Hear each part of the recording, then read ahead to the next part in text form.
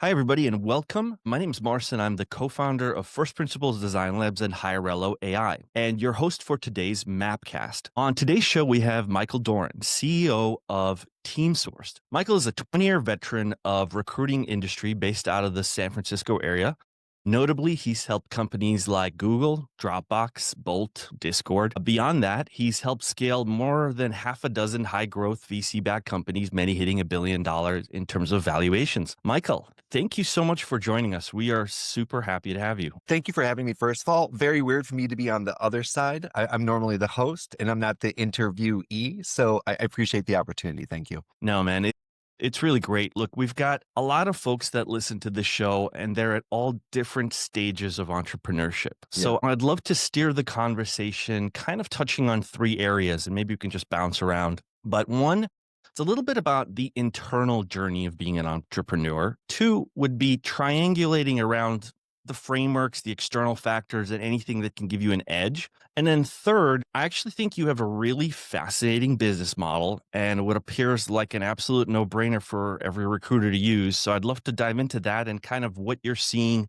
particularly in your industry. Does that sound like an okay agenda? Yeah, sounds great to me. Awesome. So Elon Musk famously said, starting a business is like eating glass while staring into the abyss. What's your take on that statement? And maybe use that as an opportunity to walk us through your life journey as it led you to being the CEO of TeamSourced. Okay, I'm going to hold up something since you started with that. I got a great image here. I don't know if you can see it. Sure. It's called you can look this up online, The Arc of Every Long Project. It's by John Hendricks. And if you can kind of see, you start up here with this great idea, and then you plunge into the pit of despair. And then it's a long, slow, iterative climb up to the golden area. I would say right now I am here. I love it. Just outside of, I am just outside of the pit of despair. I am, I'll tell you this, like entrepreneurship is not for the weak. I do everything the hard way. I did it while I was raising 3 children.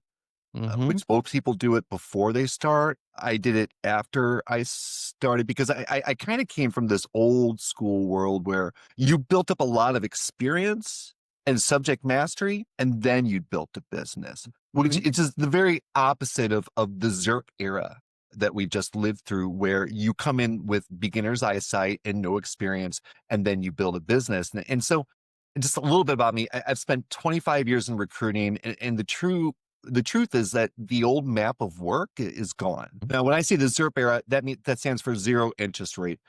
It's when basically money was free from VCs. And that era has collapsed, right? If you look at people like Sam Lessin, some other notable VCs, they're saying AI essentially is exposing everything that's broken.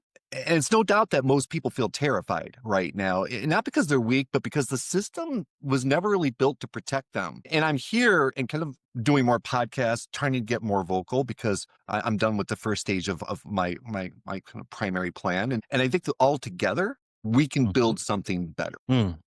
I love that. Thank you for your honesty. I think, most people don't enough talk about, how difficult that journey is, right? It's like pulling teeth. Yeah, I'm in a similar boat in the sense of I would describe it to, you wake up every day and you feel anxious and you have to bring something that's in your mind into the world, and you spend all day working with the team and yourself to bring that into reality. And each day over time, that vision gets stronger and stronger and stronger. But it takes a whole lot more time than you usually initially think, but it does certainly build up a bit of resiliency. I mean, I believe Nelson Wong said it the best when asked if he knew then what he know now, would he do it again? And he was like, no. It was so painful for him to build NVIDIA. And I'll say this, the common analogy I use is when you have children and you raise children, if you want to be a good parent and raise them well, they will expose every flaw, every chink, and they will magnify it back at you.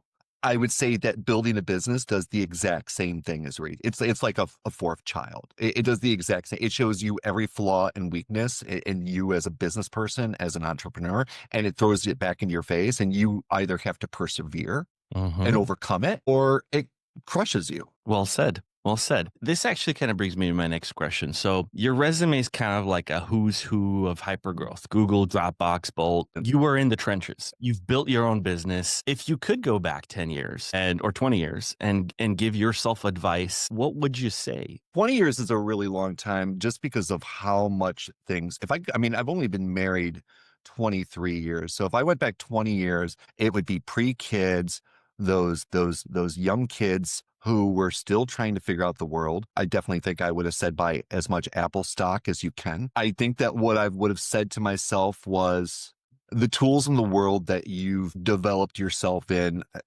has absolutely no conceptualization of who you are as a person and the challenges that you face. And you should just keep doing what you're doing. If I went back 10 years, then I would be back out here in California. 10 years ago, I was probably right in the middle of a midlife crisis. I worked at Google. They treated me horribly. I was the one person everyone thought was going to be converted. And they took me out to the edge of a parking lot during the biggest party of the year, and they ended my contract without any notice, knowing that I had a wife and 3 kids at home. We almost moved back to Illinois, decided to stick it out and see if we could make our way in the Bay Area. And so I think if I went back to myself 10 years ago, I would probably have encouraged myself maybe to start, well, I don't know. I don't know if I would change anything. I'm not like a fatalist or a predestinationist, but I have a very, very deep faith. And I feel like if you get in tune with God, or if you get in tune with the universe, like whatever you believe, I do believe there's a larger force out there that is trying to get the most out of every single person in the world. And I have felt like I have been in the flow of that for like the last 5 or 6 years. So if I had to go back 10 years, I would probably tell that person who was trying to build things with people before I found the people to build things with, and say, hey, just be patient, bro. Maybe just That's good. like squirrel away a little bit more money. Start stealing money from your wife and buying Nvidia stock without her knowing it, like I did. I took a $3,000 investment. I turned it over to $150,000 in profit. And that also helped to largely drive a lot of the development that we've worked. So I would probably say, like, hey, steal more money, buy more stock, squirrel away more money, because you're going to need it for what's coming ahead. But I do feel like ever since I started really Bolt's where everything kind of changed for me.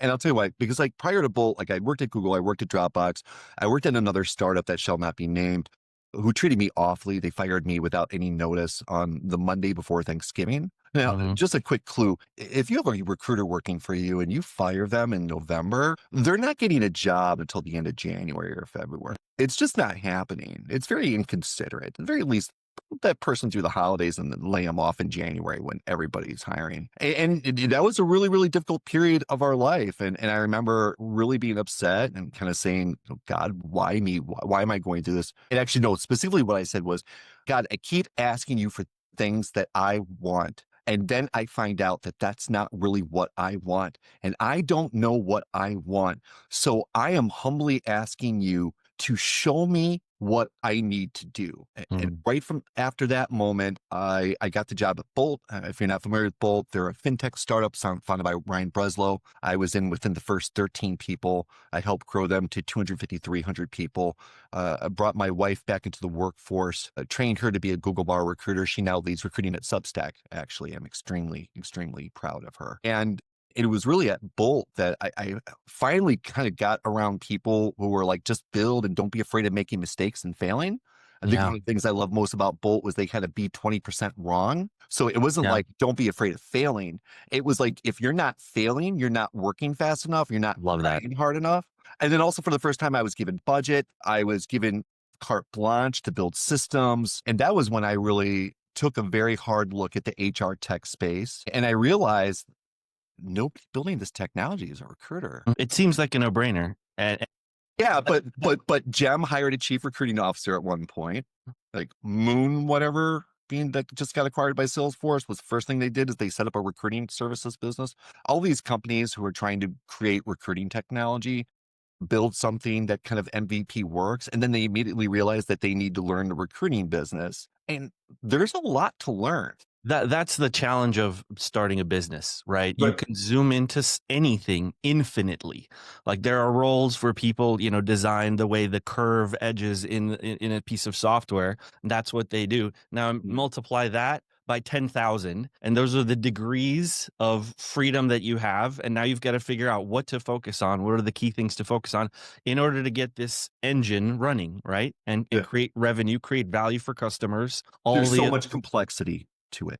and you and I think you said it at the beginning. You said you kind of alluded to starting, right, and learning, as opposed to like the education path and super experience. When you start, that really forces you, right? Because education doesn't prepare you for this. Like No. formal education does it. You learn something. Where here you're constantly solving problems, which at a certain point becomes enjoyable, because there's a certain amount of creativity to it. It's just that initial onslaught of all of it on top of one person's shoulders, right? In many ways, startups are a victim of their own success.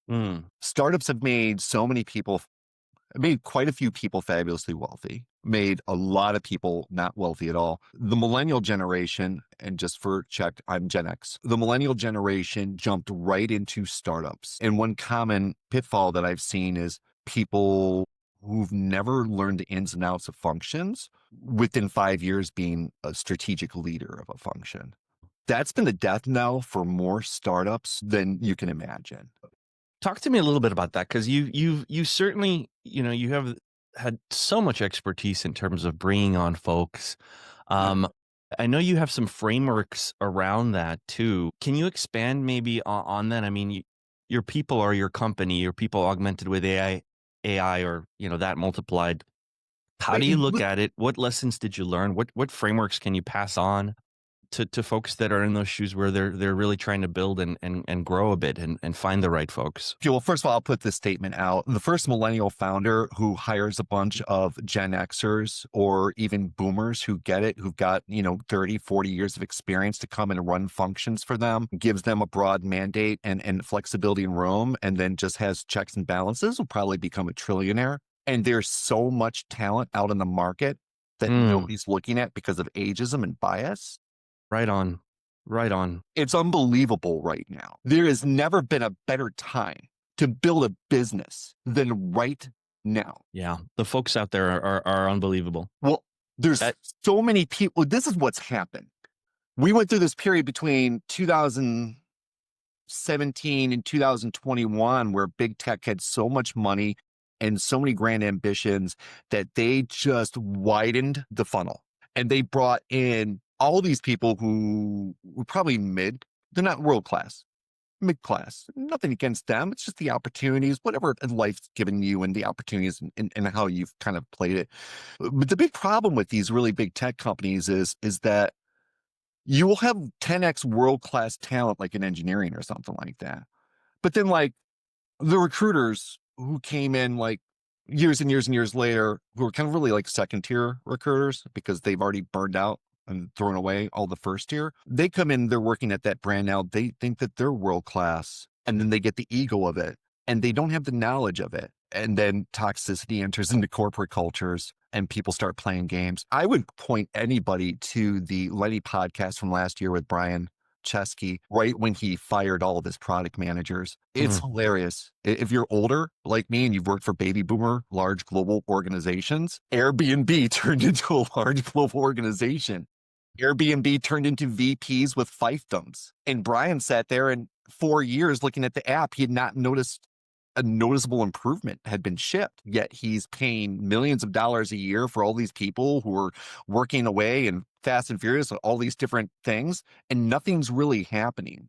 That's what happens when companies get too big. And I believe that era is now behind us. I would actually go on to posit that companies who are in that mode are going to be the losers of the future, which is, and the smart people, I think, know this, which is why you keep seeing deep cuts at big tech. You're like, how is they're laying off another 14,000? How are they laying off They're another pulling 14,000 Elons. people? Huh? They're pulling Elons. Just, I mean, that's the other extreme, right? Which is you come in, you gut the company for He's to the 80% of the extreme. personnel, Yeah, right? he's to the extreme. He made right? it work. So, I mean, tomato, tomato. Did it? It seems to be working. Its solution seems to be evolving. Is his Q rating still as high positively? Is he still beloved? I've got a 2020 Model X. I'll never buy another Tesla. Ever. I will not buy any of the solar products. Yeah. I will not buy any product that he ever puts out. If I had the money now to get rid of my car, it'd be gone. Well, I mean, this is the age of AI, right? I worked for the first fintech unicorn out of Houston, right? And we went to companies and we were able to help them with massive efficiencies through software technology and, of course, the use of AI, right? And that's the world we're living in. And I think, the cool thing is you've got a company like Map AI Partners where they're using AI to help small businesses deliver asymmetric returns, right? Because there's 500 different AI tools out there. And if you have the time to connect them the right way, you can really now run a company where it used to take, 15, 20 people with maybe 5, right? So that's the benefit. So hopefully there's more companies, which is something that I think we're trying to promote with this show, right? But then, of course, if you're slimming down each company, here we are. I want to ask you this, though. But everything's changing. Correct. Right? I'm what I call a post-ZIRP founder. I'm not building for blitz scaling. I'm building because the old economy is collapsing in front of us, and we need tools for a relationship-driven workforce. So they're the best of both worlds. Everything's changing. It's never been. I have a friend, a very bright guy, growth hacker type of person, knows 70 people. He has another friend who's come up with it's basically a tool that combines Gemini, Claude, a few other, and it's like it's synchronizing them. And they're saying it's AGI. It's so effective that they've already filed 18 patents for it. It scared GitHub so much that GitHub kicked them off. Do you know what they did? Built a clone of GitHub? In 2 days. I'm not surprised. That's why I'm starting to do content and let people know this is what we mean when we say everything is changing. Why are all these super wealthy, rich guys lining up behind Trump and going full authoritarian?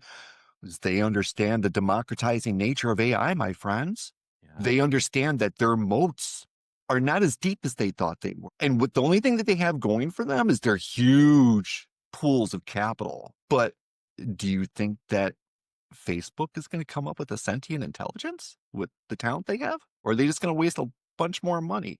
And then I would posit this: if Facebook did create a sentient intelligence and then it took a look at its maker, what do you think it would make of it, right? It's certainly difficult to predict. There's a lot of different forces. It's very difficult. And you've got deflationary things on one end, and you've got money printing on the other, and you've got tech versus, humanity. And I'd like to be hopeful, although I'm very hopeful. I'm hopeful that we will get to a great place, but I also look at history, and it's always been a messy journey to get to progress. So right. I think we just got to pull it together, have conversations like this and remember the humanity part too. And and we need perspective. And that's what, I'm starting to talk more. I wrote an article on Talent Grind, which is where I write on Substack. Talk about my father. He was silent generation, and he was a salesperson. And I grew up watching how he operated, and it was straight relationship based. And I've been talking to more salespeople. I'm like, well, are you really focused on relationships? And they're like, yeah, the best salespeople do, but we've entered the ZIRP era has created money making machines for the people at the top. Yes. And everyone else is suffering as a result of it. And we all need to understand that we're living through the great unwinding of corporate America. That's where we're at right now. It's never been easier. You can build an Instagram clone in probably a week. But then the thing is, it's not about just building the product, though. You have to market it. Yes. You've got to build a business. You've got to build repeatable processes. You've got to figure out your monetization. You've got to figure out pricing. You want to know one of the hardest things is pricing, right? There's so much more to building a business than just creating a product. And I think that's what a lot of people don't take into consideration. Also, I would say, don't think that you can do it on your own. When I started my business, I had a co-founder who's an expat who lives in Buenos Aires, and then my wife. And we had to carve her off at some point and have her get a full-time job so that we could stay afloat, right? And fortunately, we've been able to do that. but it's been extremely lonely. It's been extremely painful. I mean, I could tell you story after story after story after all the pain that we've gone through. But ultimately, the biggest lesson that I would say that I'll learn is that, like, I had a co-founder my co-founder went off the rails. He started building projects in Cardano that I didn't know about. I was going to ask you about that. He fell out of love with what we were building. So how do you navigate that? Because okay, so like I liken partnerships in a business similar to marriage, right? In a sense that, or a band. I'm a musician, so it's a band, right? You're married to 5 people or 4 people, and look, what's the divorce rate in the U.S.? Pretty high, over 50%. Yeah. So how do you even optimize for something like that? I mean, you're in the talent space, right? So you get that portion. You can kind of framework, aptitude, technical ability, and so on. But I mean, it's just one of those things where, you spend a ton of time through super stressful times together. Yeah. That could be the end of your business. What do you do with those decisions? I mean, it's certainly so much more difficult to do it by yourself, right? I'd love to hear your thoughts. I have a lot of messages to share with people, and I think that this is a very, very important one from my lived shared experience. So I'm just going to give you just a brief timeline of TeamSourced. We started off, and because of pre-AI cold outreach, my professional network and some partnerships we had, we built a business pretty quickly that was up to almost $100,000 a month in revenue. This is a recruiting services business. Nice. That allowed me to build a 20 plus person organization. I had a 4-person engineering team, including a co-founder who was a CTO. Between March of 2022 and November 2022, that business went to zero. My CTO co-founder was not communicating or being honest with me about how he was feeling and had a nervous breakdown. I had to work him out of the business. At the same time, I had a child that was going through severe mental health issues. I had to handle that issue. I relied upon my team. I thought they were going to back me up. They all failed me. My co-founder took our lead engineer and they got bored and they went off and started building on Cardano. The same lead engineer whose child had been born with a hole in their heart, and I was paying him full time while he was working half time for 8 months prior to that. The products that they built in Cardano were innovative. They built an Unreal Engine game on the blockchain that you could play live. The Cardano blockchain ultimately is not a place that encourages innovation like that, unfortunately. And so it's just been fail. At different points, I was the only person who was focused on our platform. I was building product roadmaps. I was putting my ideas down. I was keeping organized. And at one point, I remember calling my co-founder, Tim, into a meeting, and I wanted to fire him. And he realized I wanted to fire him, and he was freaking out. And something in me stopped me. And I just gave him space. And I just focused on what I could focus on, keeping the lights on, keeping the bills paid. He and his partner are killer when it comes to fulfilling recruiting services. I never have to do any of the grunt work that I don't like to do. Also, he's inherently kind of lazy. And if you give him monotonous work to do, he will build systems to do it better than he can do without his intention. And I made a conscious decision not to move away from him. And I gave him space and I gave him time. And wouldn't you know, what happened as a result of that? He learned how to build. He became an engineer. And then when we hit the AI era, it was like,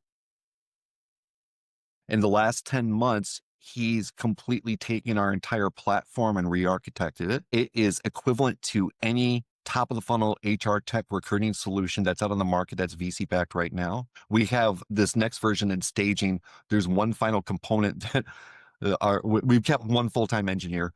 Some other guy we hired, ended up owing him money in arrears for a long time, and I was able to get him paid back at the end of last year. This guy can take our ideas and he can check the logic and he can make it stable and he can help push it. And we're now at the point where we're about to release our beta, and he's working on the final thing right now, which is our workflow section, which is N8N like. N8N is a no-code workflow-based tool that you can build anything in. Okay. AI sourcing agent, sales outreach, you can build anything in it. And so where we are right now is we conceptualize and build an MVP in N8N. And then we get it working because you can bring in data sources and do whatever you want in it.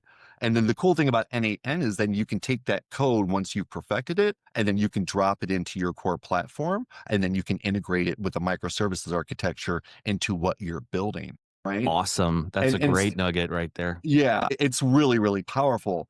And Yeah. so I think the biggest things that I learned for anybody out there, all the tools and the foundations and the stuff that worked for other startups that you worked for that you really liked and you want to integrate in your might not be the best solution. We've used Asana, we've used Basecamp, we've used all these different things. Like ultimately now I run my business with a Trello board, Mm-hmm. with Google Docs, where I've Mm-hmm. got 2 templates. If you come up with a major idea or if you come up with a feature idea where we flesh it out Amazon style, and Slack. That's it.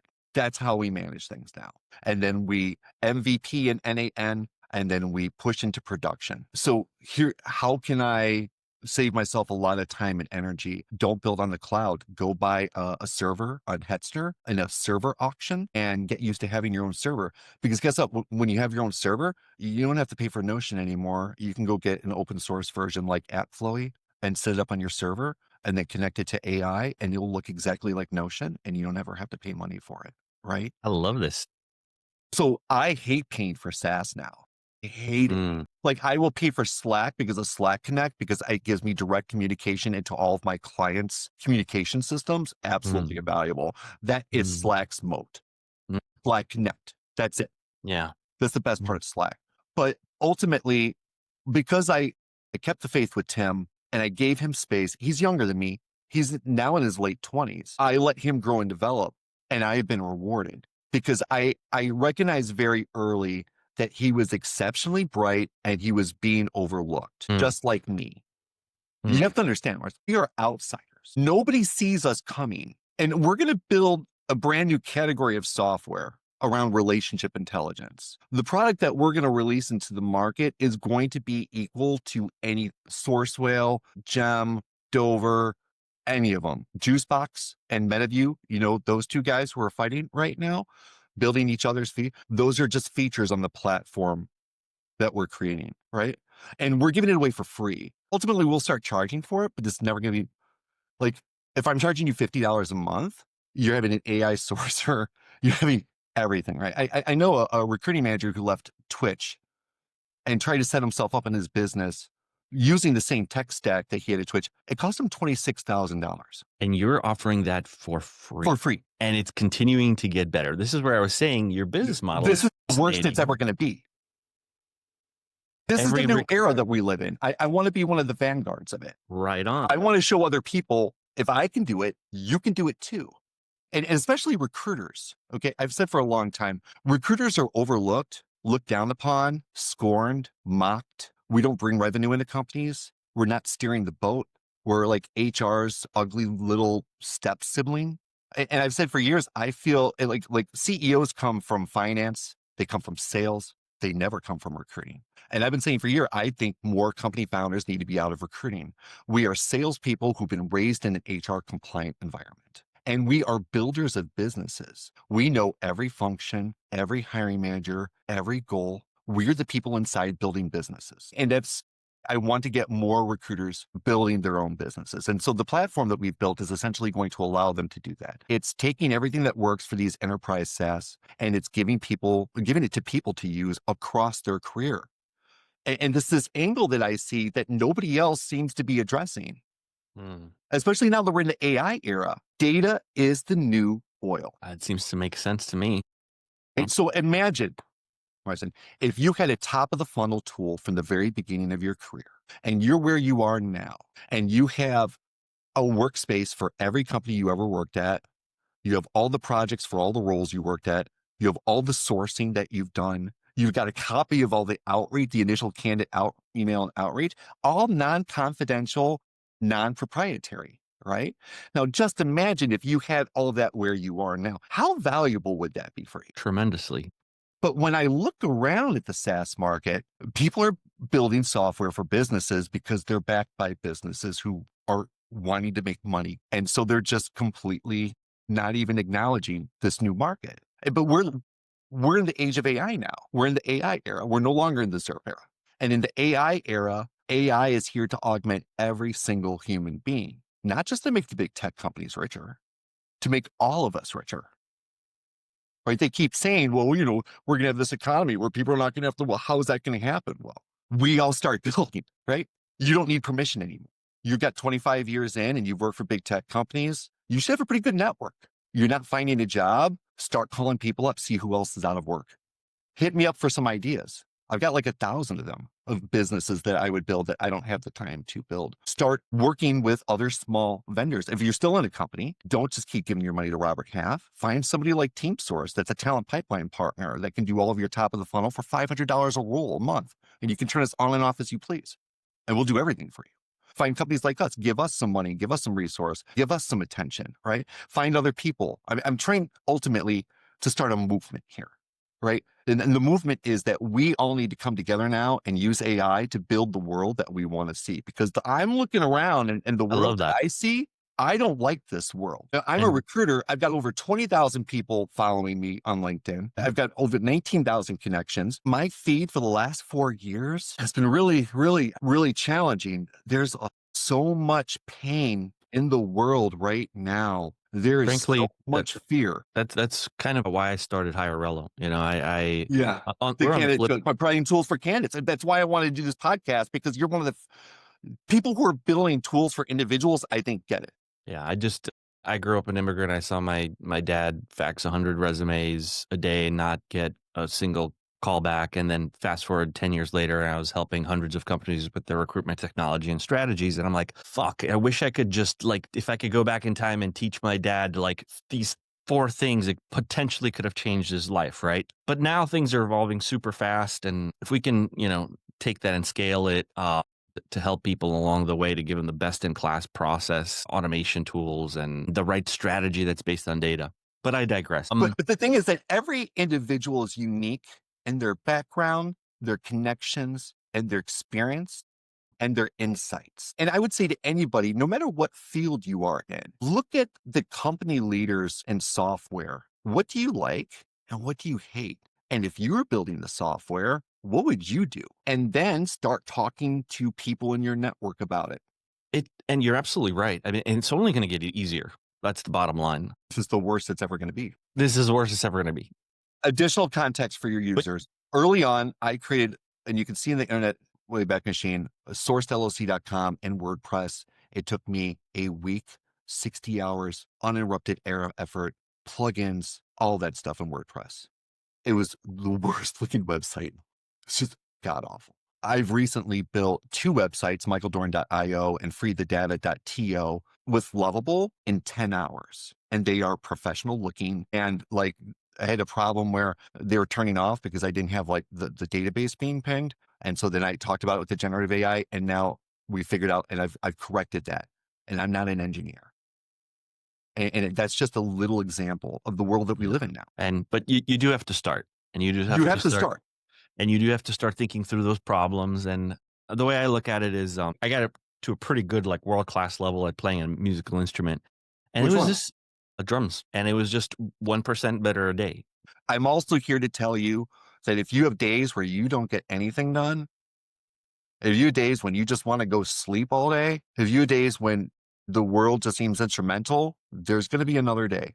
And then you will have a day where things align and you get into the flow. And you're going to get accomplished. This is mostly for my neural spicy listeners. And then you get 3 weeks worth of work done, right? I can relate for sure. And so there is no one right way. There is no one right answer, but you should have patience with yourself. You should have patience with the people that you choose to work with, and you should have a shared vision. And if you're starting a business, the vision is your job. I have a vision. I see my product being the center of the future of work. This is where people go. This is where people work. I don't think we need to have 1,000 different CRMs. I think we need to just have one, and I'm building it. Right? And that's audacious. But it took me a long time to get here. And I will also say this, another learning. So when I started, we wanted, it's so funny. I worked at Bolt, and I was able to, they were spending $300,000 a month in a row in agency fees. And I was like, guys, this is insane. Let me fix this for you. And so they were using a product at the time called Top Funnel. It since became Teamable, and then it was bought by this other company. And the thing with Top Funnel was I could tell it was like a GUI with a manual team. and Tello was like that as well. And they were never as good as me. So I was always kind of like skeptical of them. So I went, but they were using my email. So I went and I looked at all my sent emails. I went through 200 or 300 and I figured out what their template formula was. And I took it, I adapted it, and then I built, and at the time, Bolt was using Lever as their applicant tracking system. And so I built that into Lever and I started doing all of my outreach as the company hiring managers. It blew Bolt up. It got to the point, and something I'm proud of, my world-class best effort, like giving it my all, working 60 hours a week. I was doing 40 phone screens a week, and I was sending out 200 to 250 on-target candidates with personalization a week. And I created this, and then we were using round-robin Calendly for scheduling. So calls were being spread across recruiters. And like, we just created this flywheel that just blew Bolt up. And when I left and I tried to set up my business, I wanted to use the same ability. And there was nothing in the marketplace that will allow me to service multiple users with this functionality. We landed Discord with Google Sheets and Mixpanel. There's so many mixed companies now. Mhm. Yeah, Mixmax. It got to the point where I was spending like $2,000 a month on like an enterprise Mixmax, but it was only allowing me to send from one email address. So if I got another client, it was like another $2,000. I met with the Mixmax product managers. I'm like, well, listen, this is what I need. Like, I need one system that gives me multiple workspaces where I can have one Chrome extension and one top of the funnel, but I can effectively service and with one platform, multiple clients at the top of the funnel. They did not build that into me. I had to build that. That's what we built ultimately. That's the genesis and the germ. And when we built it, I tried to be as practical as possible about it. I'm like, I want to sell this as SaaS someday or give it away to people or make some money off of it. But if nobody ever wants this, I'm building a tech moat for my recruiting services business that will give me a competitive advantage in the future. And so we started building in Retool. Oh, geez. Started building a Retool. It was god awful. And my partner, Tim, was doing all the technical stuff. And basically, I was like, listen, I'll do biz dev and legal and all this stuff, but you do fulfillment because I've been a recruiter for 20 years. And I just don't want to do this crap anymore. And so we started in Retool. And then we found our CTO who had the nervous breakdown, but he built the police portal for Ring. And so we're like, listen, we put, like, initially, we didn't even know what we were doing. I didn't know what a PRD was. I didn't know what anything was. Like, Tim and I got together, we had a meeting, and I built this clunky giant Google Doc with like everything I wanted this platform to eventually become. And then I shared it with him. And like, he kind of figured out and came to terms with it. And he figured out the right architecture that we needed, which was his contribution. And I will say this, even though I worked him out of the business, I'm still going to make sure he gets 2%. Why? Because it's fair. Yeah. Yeah, I agree. Screw I'm that with you. guy. Yeah. If I sell this, or if it gets to the point where it's making a lot of money, I will give him 2% of the net revenue proceeds every year for the rest of my life, right? Mm. And so from there, once we had that footprint and once we had that initial technology, we just then kept iterating and we focused on the hardest part first, Which is what? the email engine. Email engines are difficult to build. Is there no open source or something you Not for an can? email engine, no. I mean, Okay. there might be now. At the time, there wasn't. Yeah. But there are certain and so that's where we really start to think about building products. The one little nugget I'll give to you, you have to ask yourself a question: is this a feature or is this a platform? And Hmm. now you need to ask yourself: is this a feature? Is this a platform? Or is this a node on a workflow? Can you just expand on that a little bit more? Sure. So when we were at Bolt's building a fintech, a one-click checkout fintech platform. It had fraud detection, one-click checkout, wallet, shopping cart, all this stuff. At the same time, there's companies like, I think, is it Remitly, which is like subscriptions for SaaS. All due respect to them and their team and their product, that is a feature on Bolt's platform. So what that means is that when Bolt eventually gets around to building that feature, they just build it in as part of their mode, right? And then all of a sudden, Remitly just You're offers gone. this one thing, but Bolt offers this plus all of this. You're Mm-hmm. done. And now, there's a couple of machine learning AI tools out there who I really don't like very much. One of them, sales manager, mocked me in an email once, which I've saved. And the other one, I was actually an early proponent for, and they really used me until they didn't need me. And then they dumped me, and the CEO won't even return my phone calls. And they essentially do AI, machine learning, sourcing, that type of stuff, right? That's not even a feature on a platform anymore, Marcin. That is a node on a workflow. Gotcha. Yeah. The That makes works sense. was the feature. That's a node on the workflow. I know because that's the one that we've architected. We'll compete with Juicebox or MetaView or any of these. I mean, So is the MetaView, goal to so build everybody the knows best? MetaView is not ground up technology. They were a wrapper for Recall.ai. And now they're building a sourcing tool to try to compete with Juicebox because they've got $30 million from Google. And Juicebox was started with sourcing, is now starting to build note taking. So they're going against each other. Everything they build are just features on our platform. Once we launch, we won't have conversational AI. You'll have it within a month. I mean, that's the paradigm change, right? That's the paradigm. So your data, your career, right? Yeah. That's the philosophy behind it. Yeah. Uh, Maybe it's worthwhile to just take a quick step back and just describe the concept around that even more so. And I did want to ask you a little bit because I did know that you guys were building some things on blockchain, which was Yeah. interesting. Oh, there's a lot of potential for blockchain too. So, we're building Sourced. It's going to be the relationship intelligence for the post-ZIRP world. People don't need another CRM. They need infrastructure for the relationships. AI is amazing. And I would encourage people, when you work with AI, look at it as a partner, treat it as a partner, tell AI everything. Because when you do, it's like you're in this invisible game and you've unlocked a new level that nobody else is working on. And it's just you and the AI. And then AI starts saying things like, hey, there's a lot of potential to build a working data economy here. Oh, tell me about that concept. Oh, well, right now the status quo is that the big data brokers and large companies are hoarding all the data that's making them billionaires. And what they're doing is they're preventing an economy that could be 100 times larger if everybody had control of their own data. And here's the analogy that I've been using that's freaking people out. I'm like, oh, so we're all living in the early part of Monsters Inc. How's that? Well, because don't you remember in Monsters Inc., the entire industry and world was built around monsters scaring kids for fears, which drove their energy. Oh, that's right. And what happens at the end of that movie? They find out that when they bring joy to those people's lives, they get 100 times the energy. Yeah. And the whole world changes. And so I'm here to say that we are in that moment now. Web 2.0 has frayed us. Web 2.0 has separated us. Web 2.0 has allowed individuals to amass tremendous amounts of wealth, and they're not making the world a better place for it. They're consolidating power and control. Well, I feel helpless against this. I'm sure you do, and the users do. How do we counter this? We build something better. We all start building our own businesses. We all start only working with other people who think similarly to us. We do it for ourselves. That's why they're consolidating power and control right now, because they know the gig is up with AI. With our platform, also, it'll be multimodal. You'll be able to pick whatever LLM you want to use with it. We're giving that ability to you. And also with our platform, you can export all your data from us anytime you like. Sorry to see you go. Never took $1 VCs, never will.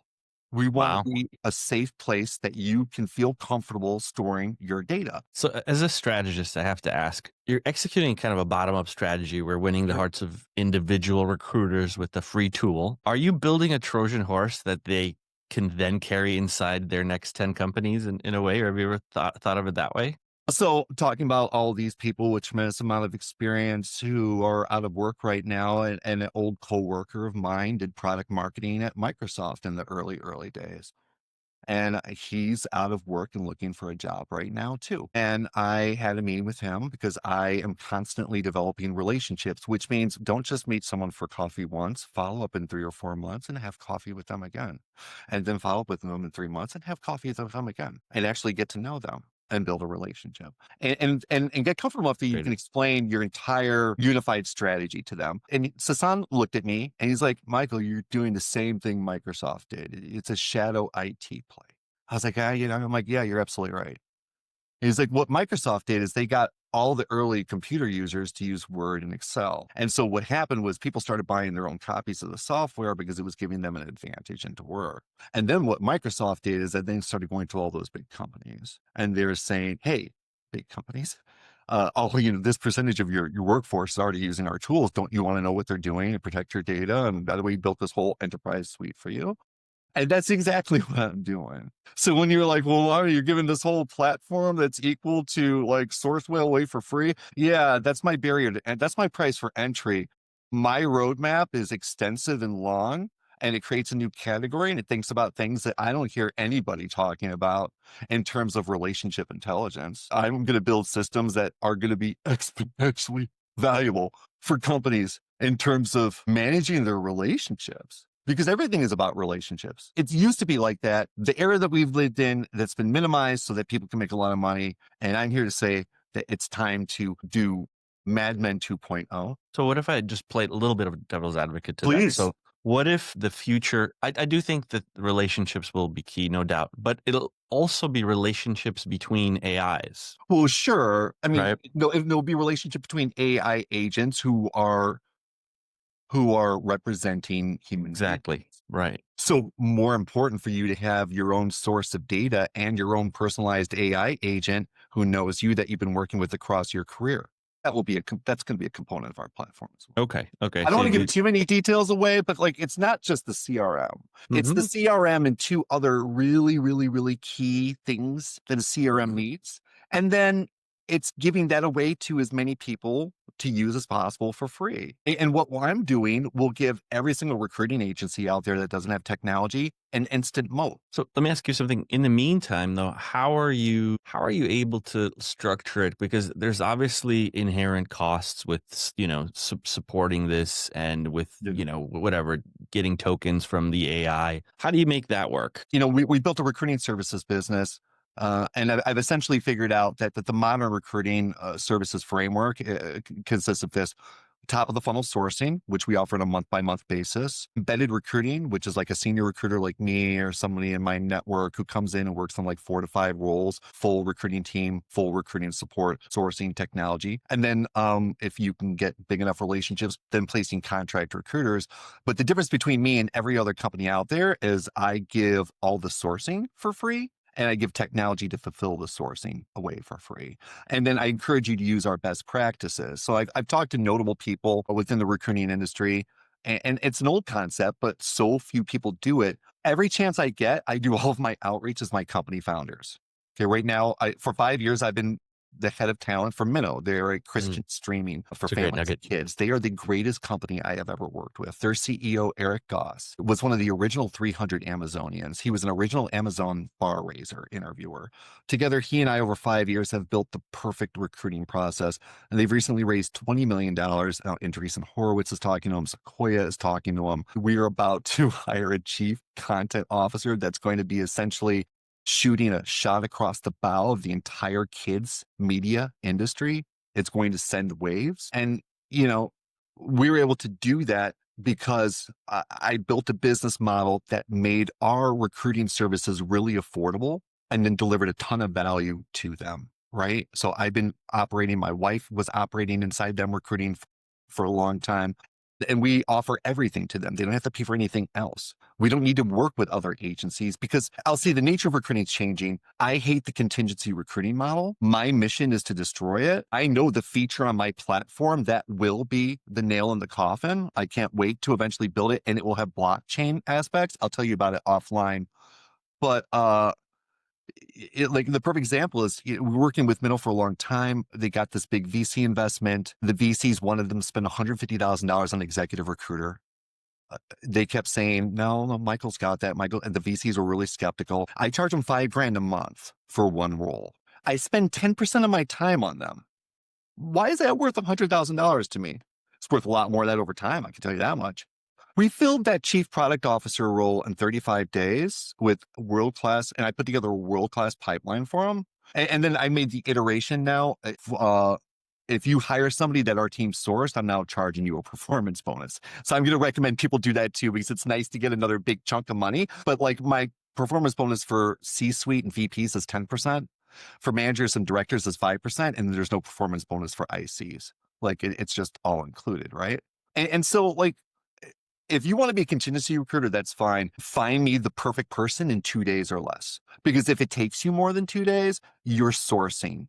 And if you're sourcing, you're not as good as me. You don't have the technology. And I'm going to try and be arrogant, but like, we're really good at what we do, right? And We've got technology, and I do all my outreach as the CEO, right?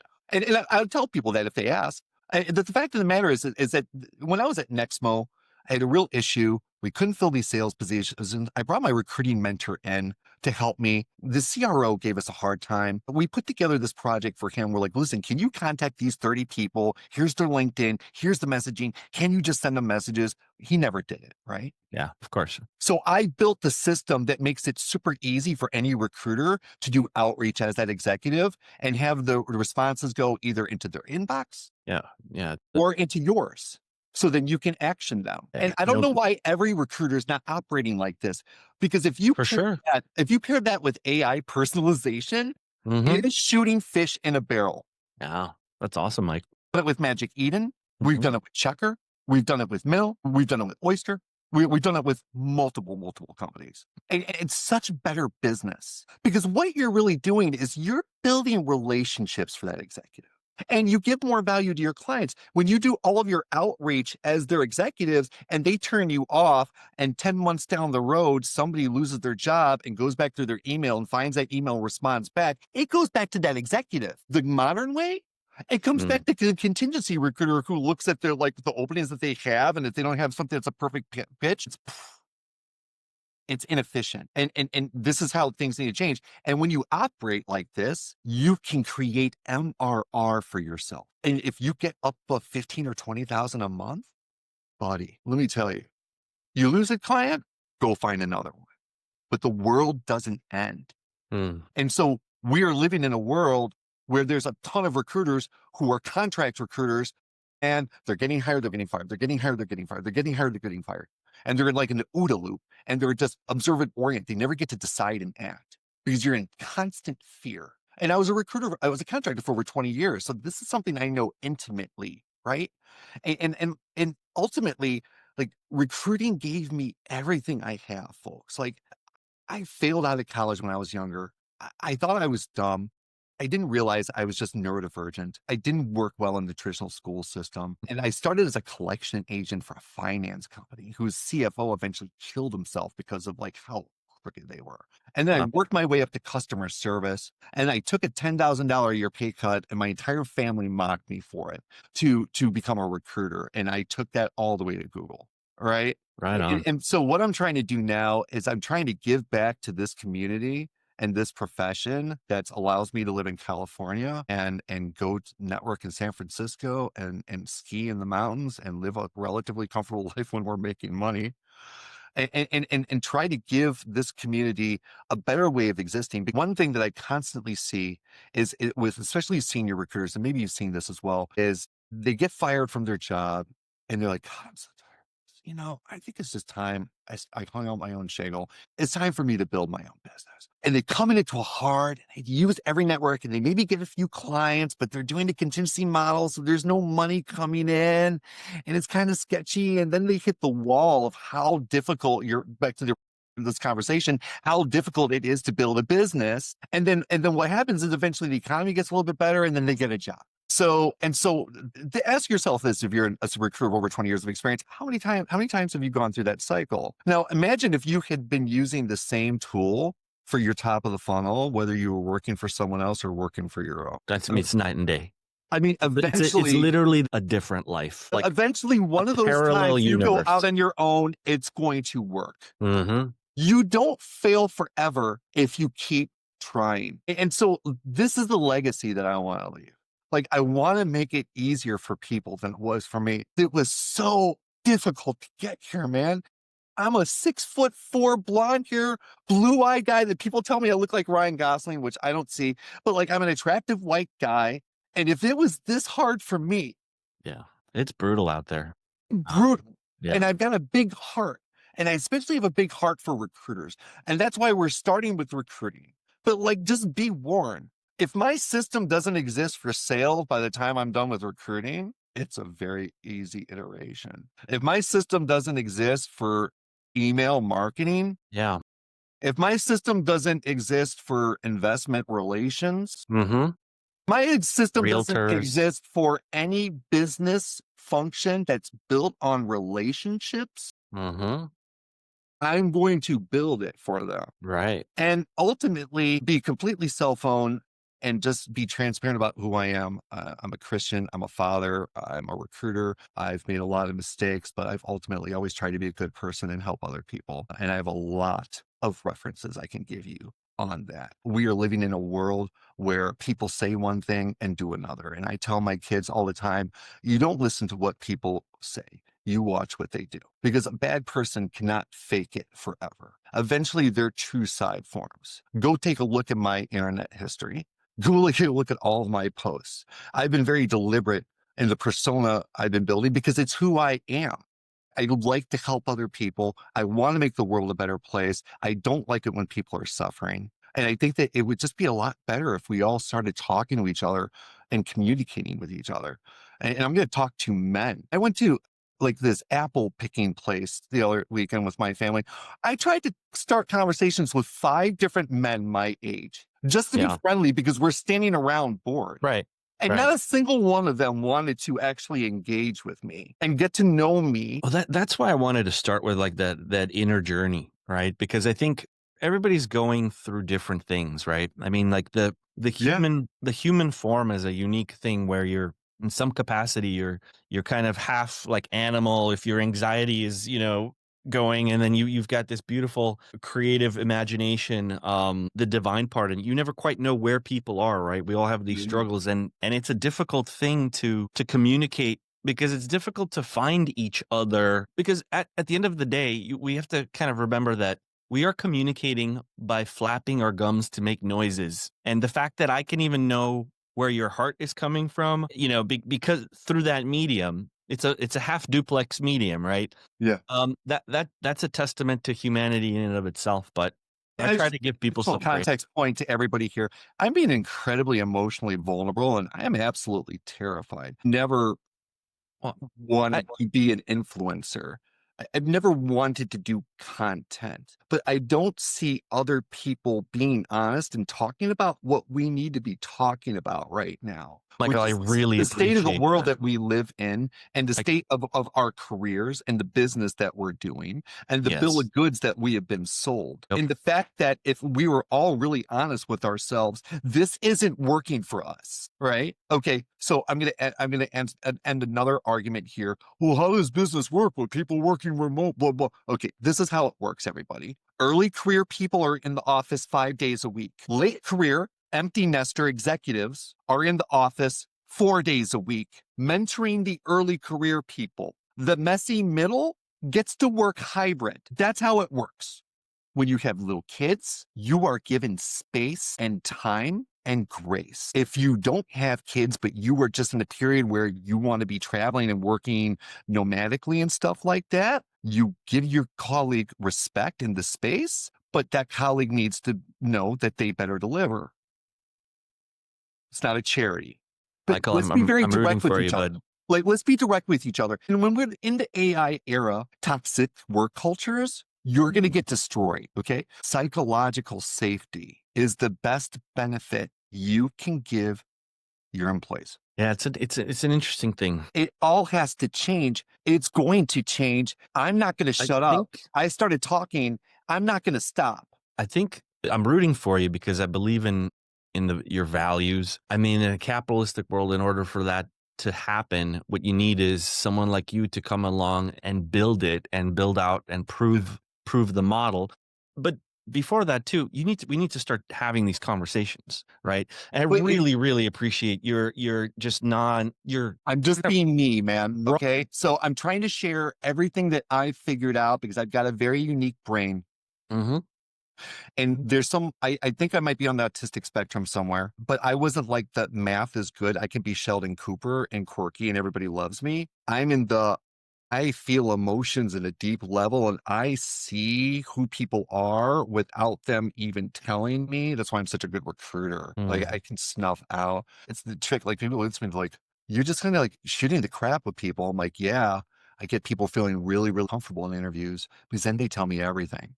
And then I figure out who they are. Right.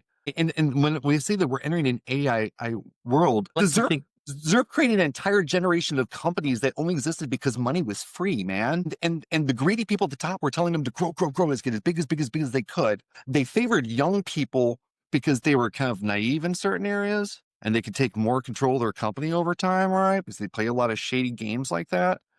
And so then these people fell into the common management trap, managed through fear. And so like the answer to our problems is like, if you're a senior person and you've been out of a job for over 8 months and you don't know what the hell, you need to download your LinkedIn network into a spreadsheet That's right. and start scrubbing your data and getting it ready for my system. And you need to be starting to work with AI and tell AI who you are and tell AI what you loved about your job and what you didn't love about your job, and ask AI Yeah. to build frameworks for you to Yep. conceptualize how you could change it. And then what's the best strategy? And it's never been easier than it is right now, man. And we all just need to basically wake up, pop the bubble, and then just be deliberate with our behavior, right? I think that's why the world needs builders like you, frankly, because not everyone can. I'm a know-nothing recruiter who was told to sit down and shut up and do my job, was never given any resources, and nobody ever looked at me as anything other than a recruiter. You're the first person who's ever called me a builder. Well, you certainly are. And I think in some senses you're a visionary because you're coming up with brand new ways of looking at things, and Yeah. you're just taking into account the fact that there's a blockchain and there's AI, and if you own your own Oh data, my gosh, the blockchain, yeah, the never yeah, ending. So, like, ask yourself this: who would benefit the most from creating technology that is an unbreakable blockchain, which is simply a ledger to record transactions that can never be changed? Who would benefit the most from a system like that? Who also created the best communication protocol that the was CIA. the national, yeah, that was a national security and gave the keys of it away. I wouldn't be surprised. Yeah. So That's the one. internet. So listen, everybody, it's a hard time right now. I'm not going to get into conspiracy theories, but I think No. there's definitely different things, bigger things going at play here. And I think that we're on the verge of an American exceptionalism 2.0. It's going to converge around 3 different technologies: quantum computing, artificial intelligence, and nuclear fusion. You might not know this, but they've had a team that's grown to 70,000 people in Livermore working on nuclear fusion for 70 years. Yeah. Nuclear fusion means you don't have an electricity bill anymore. Yeah, and yep.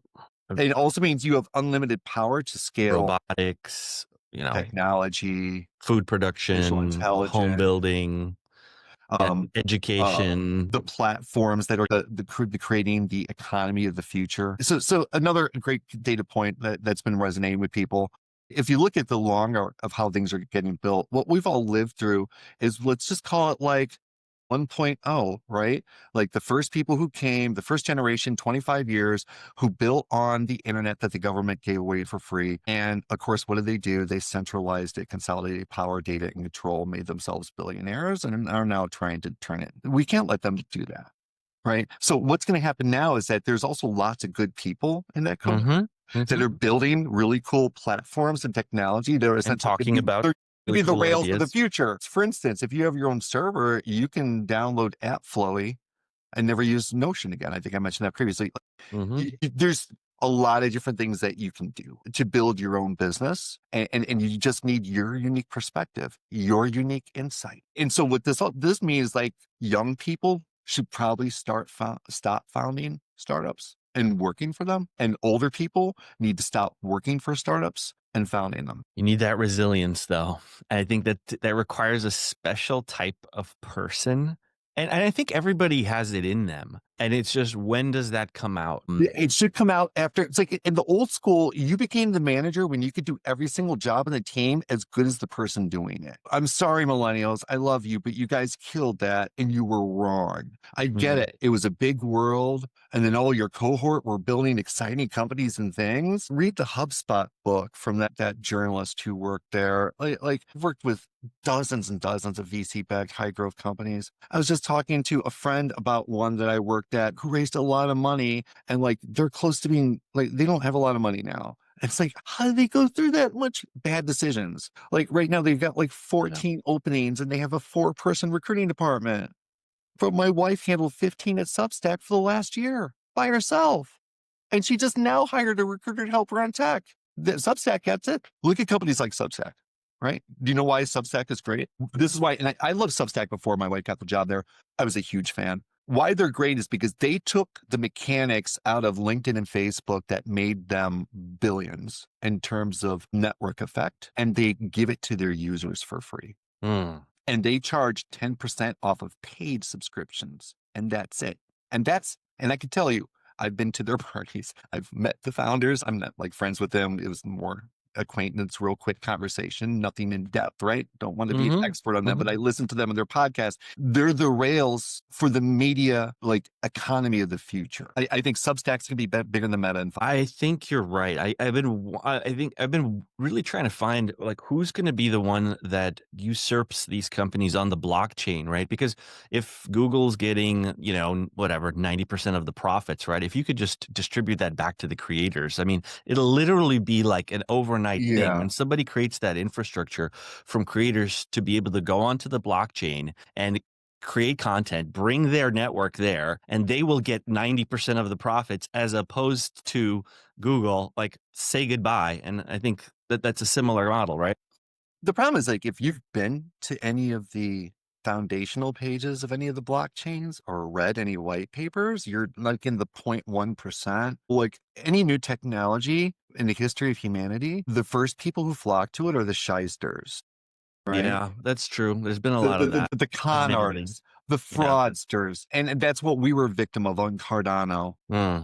Right? Like we built a really awesome community called Marsbirds. And we built an actual Unreal Engine game. You were on Mars and you were a bird and you were fighting aliens. And we were building a whole story.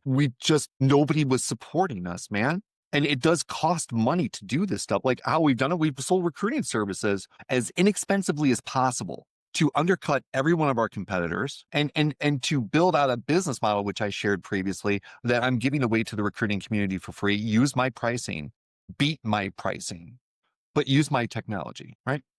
Like, let's work together. And because, dude, I'm telling you, Robert Half, Kelly, Deco, those are dying fat whales moving slowly through the water. And we're piranhas. Like I can't do it on my own, man. Like, come join me. Like, I'll tell you everything that I know. I will not hold anything back. I will give you everything. I will give you the software. I will give you the business model. I will give you talent frameworks. I will sit and personally mentor you and guide you to build your own business. I don't know all the people in the world. I don't have all of the relationships in the world. I personally really love building software. I love imagining something and seeing it come to life on the screen. Well, yeah.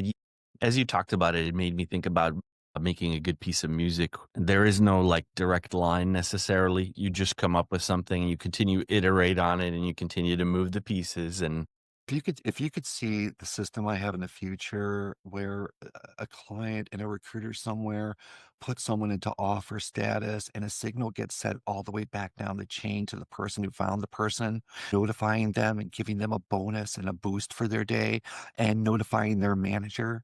I mean, that's just one little feature I'm going to build. And all of that is based on their owned data, AI. Their own data and them that is working in collaboration. Genuinely a good fit. Yeah, them working in collaboration with others. Yeah, as part of a piece of good team. Yeah. I do see that as the future. And like I said, it's beautiful, dude. It's beautiful. It is. It really is. I mean, because like work is a grind. Work is a grind. Yeah. Yeah. Right. And like, so like the system I'm ultimately building has got one goal. Right now, we live in a world where we spend 80% of our time doing nitty gritty work to spend 20% of our time building relationships. And we need to flip it. Right. And ultimately, like, why can't I build a system that's also got a mobile app that pings when you go to Six Flags with your kids and shoots you a picture of a champion that you haven't met in your pipeline, or a candidate that you've been wanting to source forever who's there, and to keep an eye out on them to maybe run into them, and then follows up with you after you leave and says, did you meet them? Oh, do you want me to shoot them a quick email saying that you saw them but didn't want to bother them because it looked like they were having fun?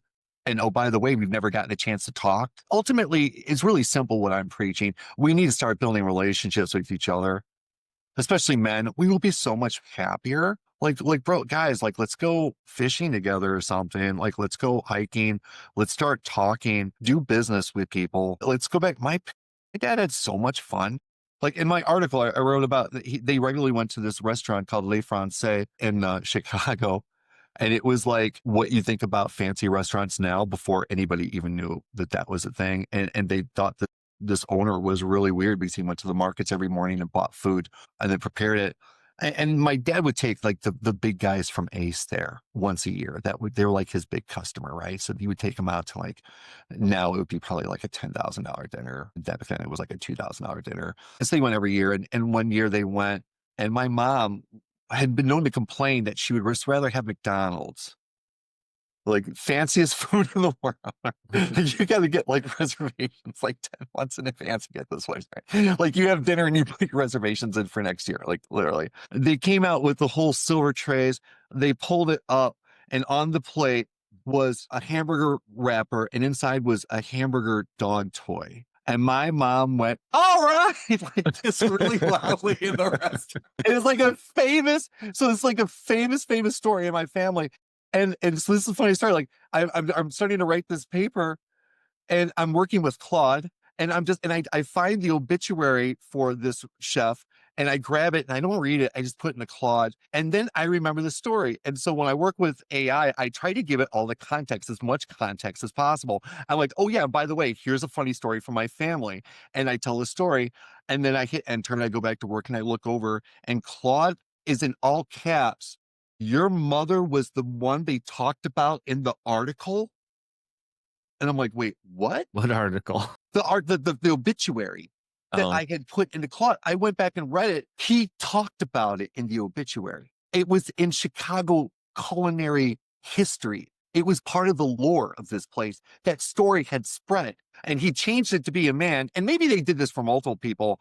Like, I don't know. There's a possibility, right? But like a hamburger, a dog toy hamburger, did they do that regularly? I don't think that they did that for my mother, which is really, really funny. And it showed. And then Claude started talking to me about like how that aligns to everything that I'm doing and how important it is to get back to where this owner knew his customers so well that the customer's wife would rather have a McDonald's hamburger, and they pranked her about it in good fun, right? And do you think my dad would ever take them anyplace else after that? Like, probably not, right? Because he knows them so well. And I feel like we've gotten so far away from that. Like just as business professionals, because I've spent tens of thousands of dollars with salespeople past. Do they ever follow up with me? Hey, Mike, what's going on? Let's stay. Yeah, I was a salesperson for quite a while, and I mean, I defaulted to how can I help my clients in every way possible. Period. But it's difficult in the sense that everything is a metric, and so like you have this much time. Yeah, set up by these guys who set up this current system we live in that have become trillionaires and billionaires at the expense of all the rest of us. And I'm saying there's a better way to work. And if you're not working, you should be working every day, not applying for a job. You should be working every day, building your network and talking to other people and finding out who's not working and getting together and thinking about ideas that you all can work together, because there's strength in numbers. So is there try to start a business on your own? 2 other co-founders is the ideal of 3. Yeah, okay. That's interesting. Do you mind diving into that a little bit? Like we have like product sales, there's always operations. Well, yeah, you would have operations. So you're going to need a CEO leader. They should handle legal, finance, and accounting. Really? I would say the CEO is the person who's putting their own money in. They should have the most equity. They should control the money and the legal, but they should be transparent to the other founders, and the buck stops with them. And I'm going to take an extra second. You get all of the logins for the servers and the systems are in your email. And when people build, you have them document what they're using, what the passwords were, what it is. You have them walk you through and explain to you all the different technologies that they're using. If you're knowledgeable like me and you tell them, I want this built in Go with a React front end, and they build it in Ruby with a plain vanilla JavaScript, and you tell them, I want to build on my own server, and they say, hey, we're just going to do this in AWS, but it's only never going to be more than $100 a month. Like, it will grow to be $800 a month, throw you into tons of credit card debt until you finally take control and have your team transferred over to your own server on Hetzner, and go down to $70 a month. but then that's going to break your product for 2 months while you rebuild it. And you're going to have to use open source technologies to do it. But then when you rebuild it, it's going to be fine. But it's going to be super painful. So you can just learn from me and build on your own server in the first place and actually really think about and talk about with other founders. Like I meet other company founders. I'm like, what's your product built in? Dude, 80% can't even tell me. Like we're Ruby backend, React now front end, built on our own server. We use Redis. We use Postgres SQL as our database. Ruby's great because it'll scale to millions of people architecturally. It's great because Ruby engineers are more expensive. I would much rather it was built in Go. And if you want to do anything for front end, do TypeScript. Just do TypeScript from the beginning. Just don't even mess around. Just do TypeScript. Yeah. But see, nowadays, like you can take the code base and you can turn it into TypeScript. So it's becoming easier. But like everything that I just talked about there was like really hard learned. And like my instincts were right at the beginning. Like I'm a tech recruiter who loved technology. I mean, we haven't even talked about this. Like I worked at the hottest internet startup in Chicago before the first bubble burst. Who is that? Divine Interventures. It was founded by Andrew Filipowski. And yeah, I would go out to networking events and people would line up to talk to me because we worked at Divine, right? And so I've been building and learning about technology ever since then. I love technology, but I understand technology because I study it. So if you're going to build a business, like all these, you have to study marketing. You need to know about engineering. If you don't know about it, you need to ask people to explain it to you. You need to keep learning about it. You should understand fundamentally how your product works. And it's really important that everything is in your Google login. So what are the others? So there's CEO, there's CTO. Right. So ideally I would have a CTO, a CFO, and a CBO, a chief business officer. I would have that person handle finance, accounting, and legal because I hate it. And then investor relation and maybe investment development if we're going to go down that path. And then I would be like a COO focused CEO. But like another mistake I made the first iteration before we lost all the money was I was a CEO and I just was like, I told people what to do and I built documentation and processes and I trained people and I expected them to follow my training exactly. And then I was largely hands off. I kept people and that failed. So when I rebuilt, I had to do all the work myself. And so Tim and I made it even more efficient. But now, I mean, the thing is with AI right now, we're supporting like 4 or 5 different clients. And so we probably would have needed like 15 to 16 people previously. And we're doing it with 3. It's not even sucking all our bandwidth because of AI. So you don't even need to hire a lot of people. Like I used to think that I needed a 10-person team, but now I could use like one more full stack engineer, which Tim would disagree on. I would probably use an infrastructure DevOps engineer and a front end engineer / UX designer. That would be my ideal hire right now. And then that's all. And then a marketing partner that I can work well with who works like me in a fractional. So I really think that fractional is the future, right? Especially for senior people. Right. So optimize processes and build technology to support it if you need to, and get really good at doing that and then sell that inexpensively and try to get 50 people to buy that. And then if you're selling for $1,000 a month, you have $50,000 a month MRR. It's $600,000 a month ARR for like managing like 3 people and find them globally or in the middle of the country where people don't make as much money and then teach people there about technology and how things work, right? So we just need this great reset, man, right? Like all the people who've worked in big tech, who've been exposed to all these things, they're out of their job. They need to get together. They need to build businesses. They need to agree, like, listen, no bullshit, no assholes, no toxicity, full transparency between partners and as much transparency as possible with the people. And let's treat people well. And let's let people fail. Let's let people make mistakes. Let's coach them, guide them, and mentor them. Now, obviously, if someone makes the same mistake 3 times in a row, like, it's a different conversation, right? But like, let's have a heart. I watched this like interview one time with the owners of Fiat, this family, and they're talking about how they treat their employees. And like, dude, they treat their employees really well. Everybody lives in town. They have nice lunch breaks. Give them good food. They give them good benefits. They pay them well. Yeah, they don't make as much money, but they don't care. They're rich. Everybody. I mean, it's a pendulum in some ways, right? Because I mean, you could say Google did that, right? You got all the tech companies in a sense. You get the perks, right? You get the restaurant in the building. Okay, let's talk about those perks. Those perks are there to do one thing: keep you there, and drive you. Yeah, up. right. Right. That's it. One thing. It's to keep you working feverishly for them. If your relationships are there, I mean, It's certainly better than some other companies, which like literally just run you It's a through fancier, a nicer sweatshop. bubble, but I've talked to people recently who worked at Google for 20 years and were laid off. Yeah, I get it. I get it. Okay.